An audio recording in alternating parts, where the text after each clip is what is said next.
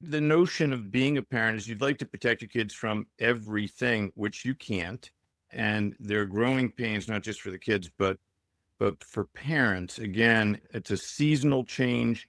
It's a different season in your kids' lives, and it will recall for you things that you may have experienced, happy or not, that were about the age of your child. It's possible. I'm talking as a psychiatrist here, but when you were that age, if you had a loss, if you didn't have such a good school experience, whatever it might be, I wouldn't hesitate to say if I have had low mood in the past, if my mood tends to get worse around the leading edge of fall, if I don't have major depression, though, maybe I do try something like For Better Mood.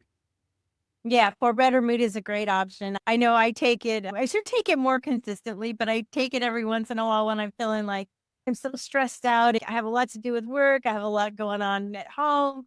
Maybe I'll take one today. And honestly, for me anyway, I'm not saying this is true for everyone, but for me, I can definitely notice when I take it.